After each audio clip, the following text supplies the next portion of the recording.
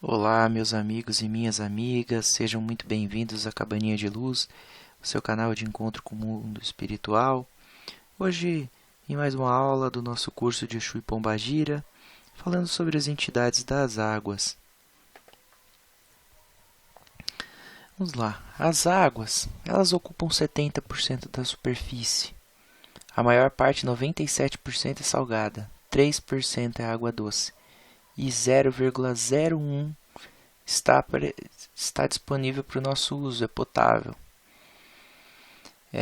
Então, imagine essa imensidão de coisas. Nem todo o mar o ser humano conseguiu conhecer, nem todos os mistérios são conhecidos, e proporcionalmente a isso, nem todos os seres vivos e também espirituais são conhecidos dentre aqueles que habitam o mar. Pouco conhecemos sobre os mistérios. Então, ele é considerado a Calunga Grande, o Senhor dos Mistérios, representado sempre por Iemanjá, quando mar, ou Oxum, quando dos rios. E esse líquido, essas águas, elas são a fonte de sustentação do nosso corpo. Flui sobre as nossas células, vasos sanguíneos, tecidos, e ela é responsável por todas as funções orgânicas. Sem água, todos morreriam.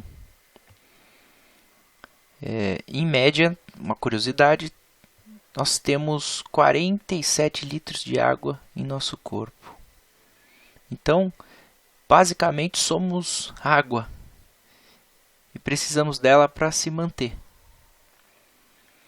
Existia antigamente um costume de utilizar os espíritos das águas para harmonizar os templos antes dos trabalhos, como forma de harmonização, e no final, como forma de diluição dos trabalhos que ali foram realizados.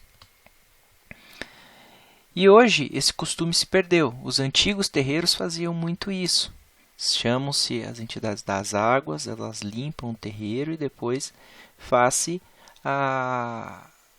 ao final uma nova chamada para limpeza e restauração do equilíbrio do terreiro. Hoje já não existe mais. As águas, elas têm dois aspectos principais. Um de limpeza, de purificação do corpo, de consagração de elementos, e outro do processo regenerativo. Então, é muito comum espíritos deformados, mutilados, serem levados ao mar espiritual para recuperarem suas forças. Não é difícil, em tratamentos apométricos, a utilização de água do mar. Eu mesmo já tratei diversos espíritos sofredores que ainda, muitas vezes, é muito simples para um espírito se recompor. Mas se ele tiver energia suficiente e tiver uma capacidade psíquica para aquilo, ele tem que ter um conhecimento mínimo ainda que seja, para conseguir restaurar as partes do corpo dele, ainda que espirituais.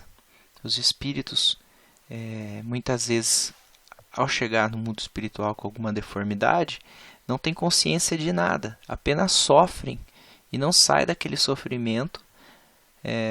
Então, espíritos sem perna, espíritos com pedaços faltando, que um simples toque já resolveria a situação. Uma cirurgia espiritual é uma coisa simples. A gente pode encontrar informações sobre águas em nosso lar, né?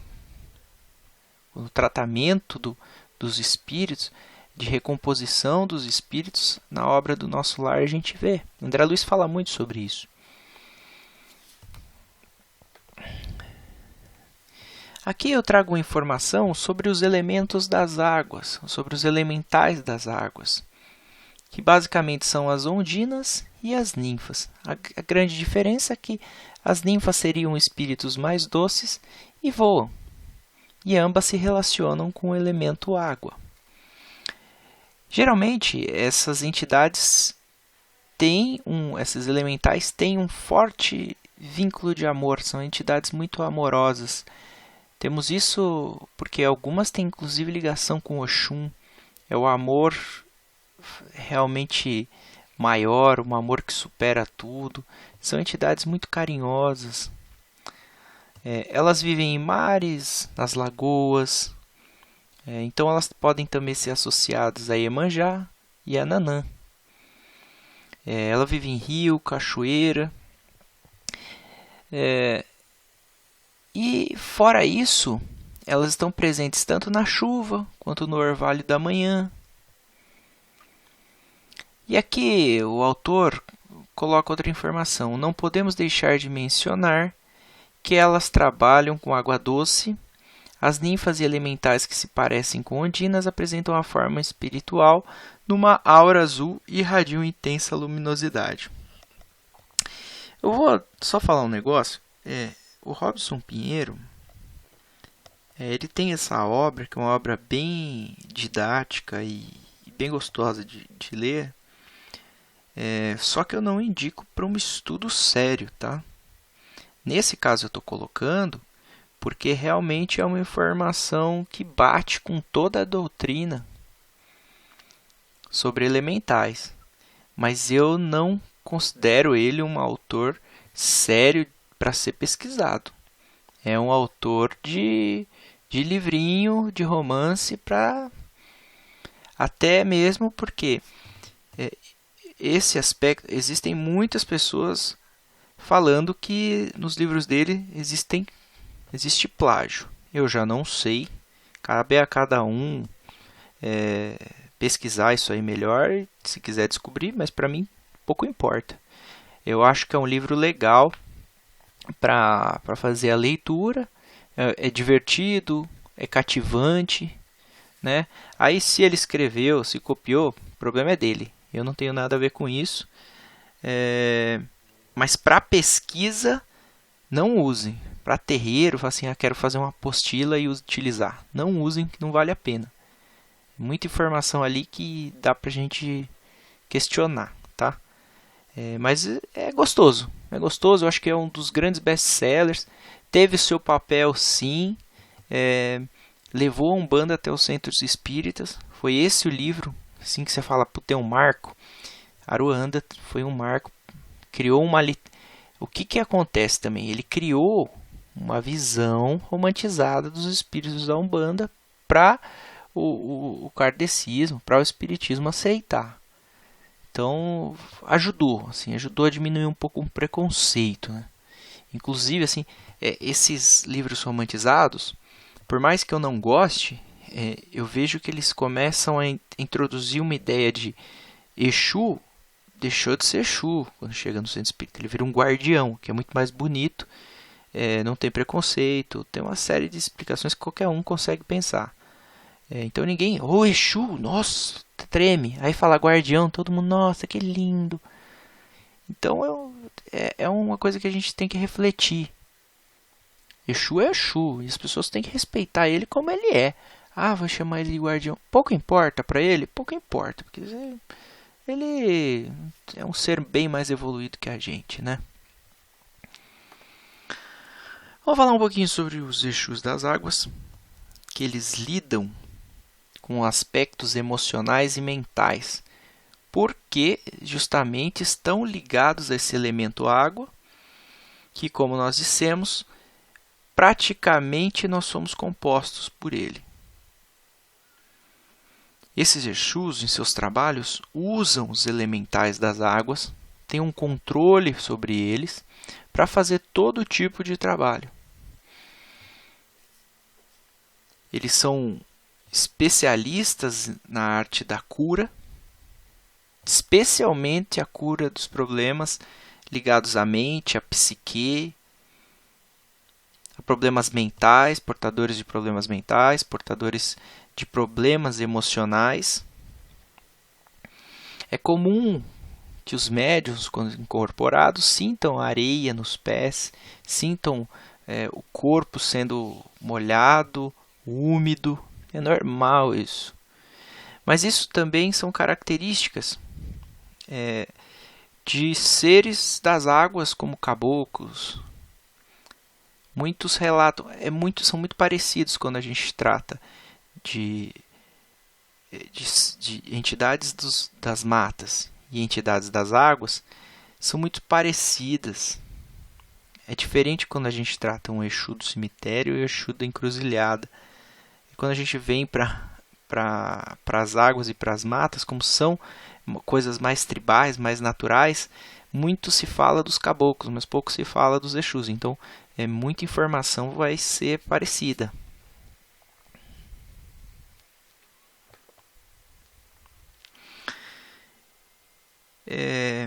Então, como a mente humana, antes só explicar mais uma coisa aqui. A mente humana, quando a gente pensa em água, a gente pode entender que é o nosso inconsciente. Então, quando a gente faz uma vivência em que a pessoa adentra as águas, simboliza que ela está adentrando o inconsciente delas. Isso é muito legal. Então, a pessoa vai entrando na água, vai submergindo, saindo da esfera do ego e vai entrando cada vez mais profundamente naquilo que ela é, na sua essência. Então essa é uma visão super legal para a gente ter, que tem tudo a ver com os Exus das águas. Muitos espíritos tratam da questão da despedida. Por quê? Muitos viveram em portos, muitas eram mulheres que tinham seus maridos marujos que saíam para buscar uma vida melhor, ou trabalhavam como marujos. Nós temos alguns que foram piratas.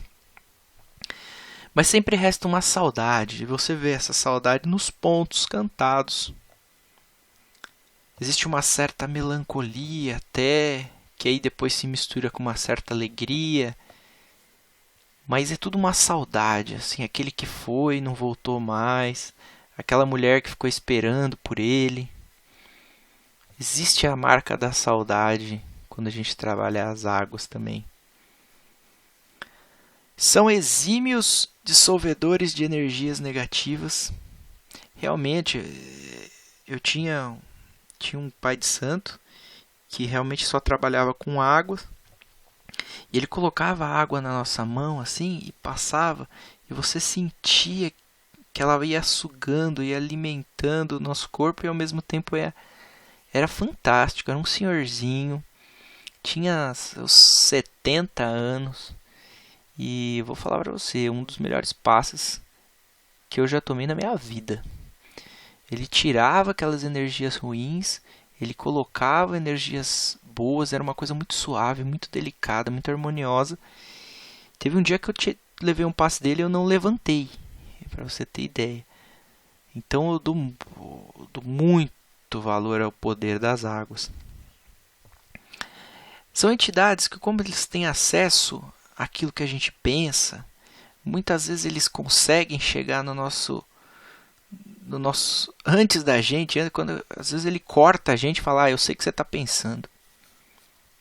Não é bem por aí não. Ele já sabe. Porque ele consegue entrar na mente humana.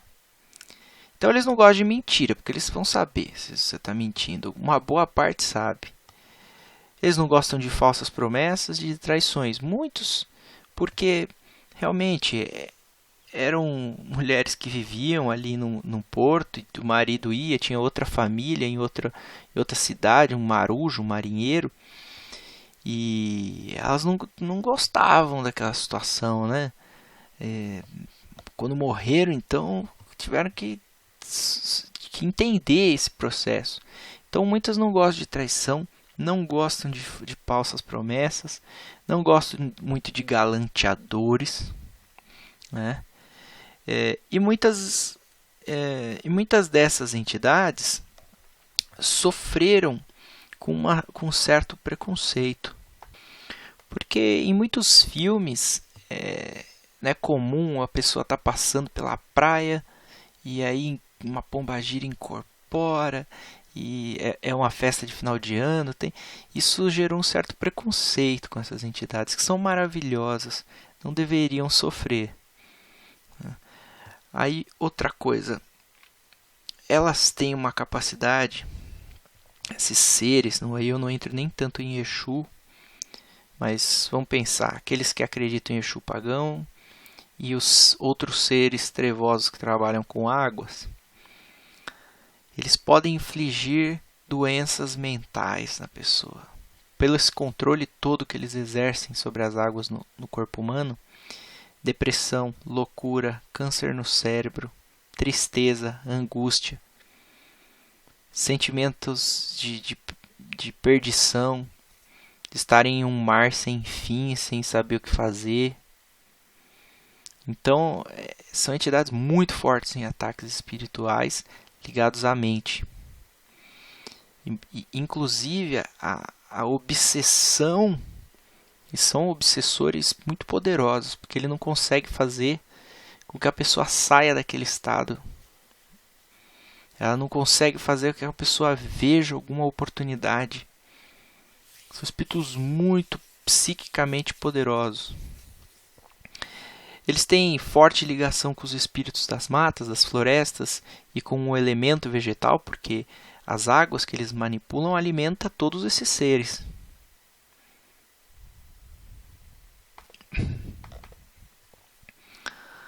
Aí deixo uma questão que sempre aparece. O Exu e Pombagira trabalham só com água?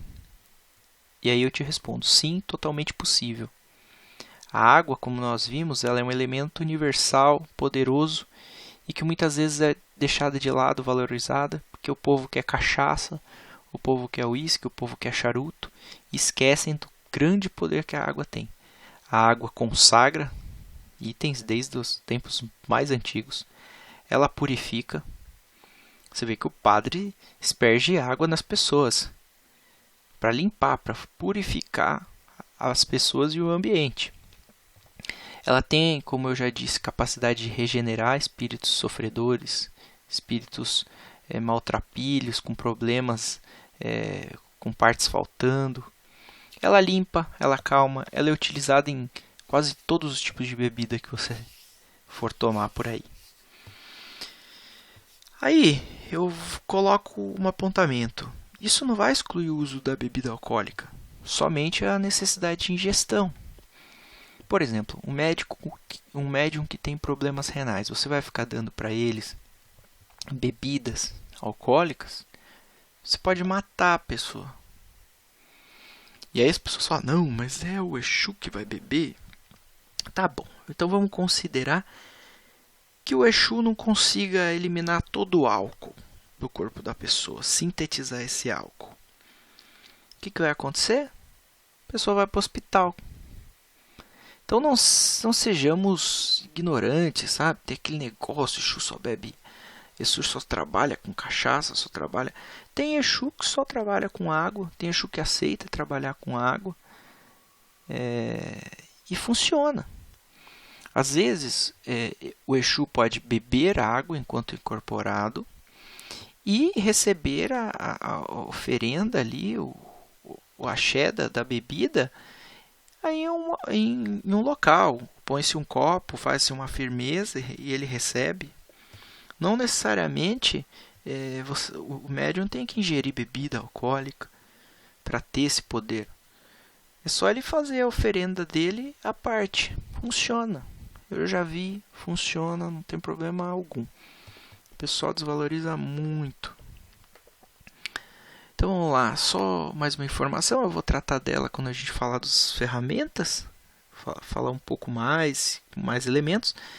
Mas vamos, o tridente de Netuno, ele é símbolo de Exu, ele é símbolo da psicologia, então tudo a ver com o que a gente falou hoje, capacidade do Exu de mexer na mente humana, de mexer no emocional das pessoas, afetando todo o corpo, porque a água está em todo o corpo. Quantos problemas físicos são de fundo emocional?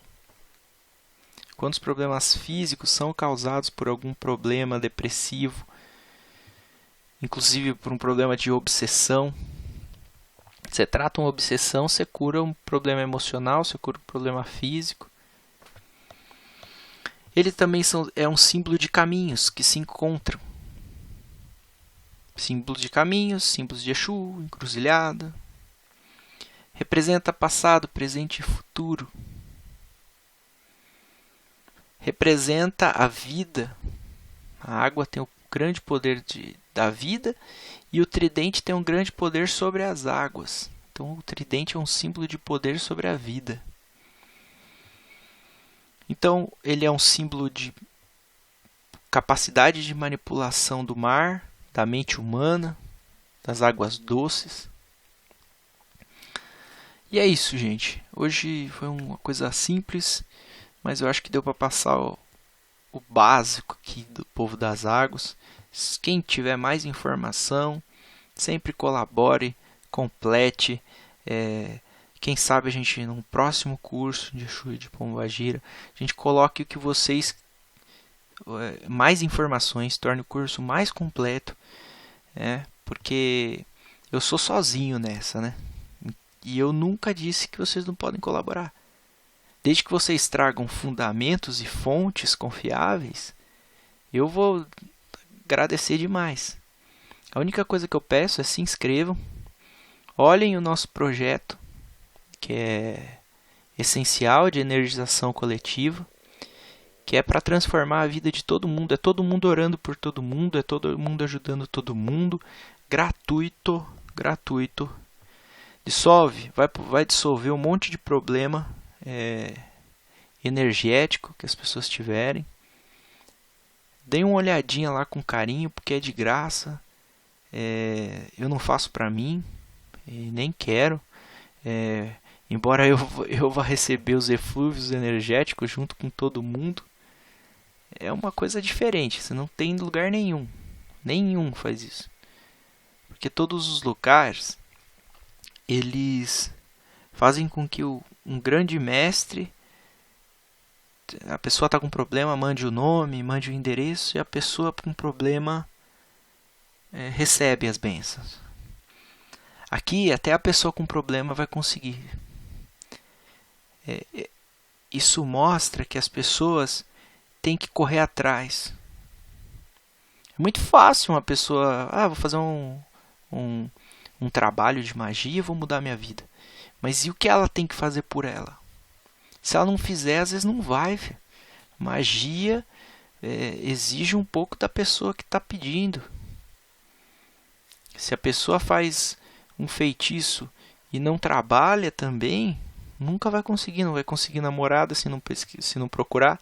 Acho que vai cair do céu. Eu nunca vi. Então é isso, gente. Me ajudem lá, se inscrevam. Tudo é para vocês, tudo é por vocês, tudo é pela Umbanda, tudo é de carinho, é do coração. Não tenho a menor pretensão de ser o dono da verdade, não tenho a menor pretensão de ofender ninguém. Isso aqui é tudo por amor.